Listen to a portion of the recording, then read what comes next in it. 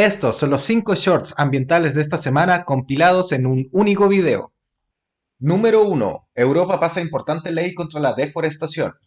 ¡Excelentes noticias! La Unión Europea aprobó recientemente una nueva ley que prohíbe la importación de productos que provengan de áreas deforestadas. Esto incluye productos tan variados como el café, el cacao, el aceite de palma, la soya, la madera, el carbón vegetal, el caucho e incluso la carne de animales, entre otros. En esencia, ninguno de estos productos podrá ser comercializado en Europa si proviene de una zona que solía ser bosque nativo antes del 2021. Esta ley podría reducir considerablemente la deforestación en otras partes del mundo al volverla menos lucrativa, especialmente considerando que cerca del 16% de la deforestación mundial se vincula a la exportación de materias primas y otros productos hacia Europa. Si más países del mundo, especialmente los grandes importadores de materias primas como Estados Unidos y China, pasaran legislaciones similares, es probable que la deforestación de las selvas y bosques del mundo se reduciría notoriamente, pues la destrucción de estos ecosistemas se realiza en su absoluta mayoría con fines extractivistas. Número 2. Inicia la Conferencia de la Biodiversidad.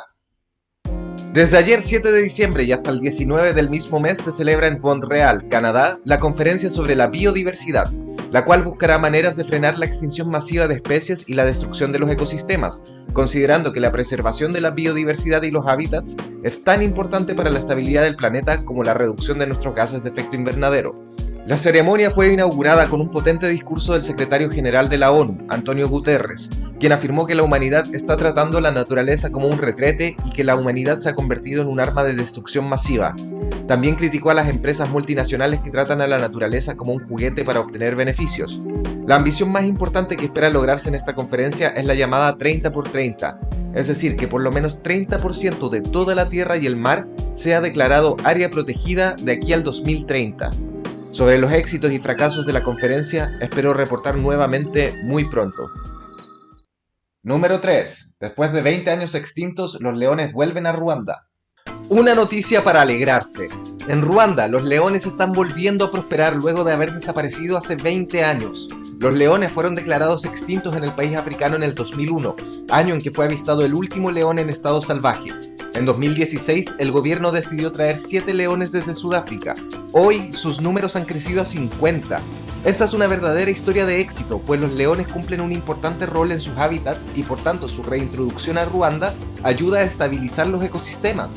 Además, los parques naturales donde han sido reintroducidos atraen turismo, y este dinero beneficia directamente a las poblaciones aledañas, lo cual reduce el incentivo de que sean asesinados por cazadores furtivos.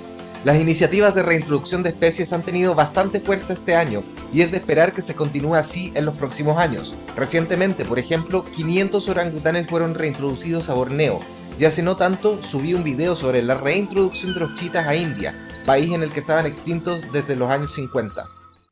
Número 4. Peregrinación religiosa deja atrás toneladas de basura. Como todos los años por estas fechas, en Chile se realizó la llamada Peregrinación de los Vázquez, en la que se celebra el nacimiento de la Virgen María.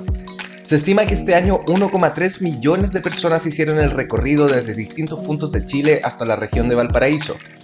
Tristemente, las imágenes posteriores al evento muestran toneladas de basura que dejaron atrás los fieles y los vendedores ambulantes que se instalaron en el recorrido.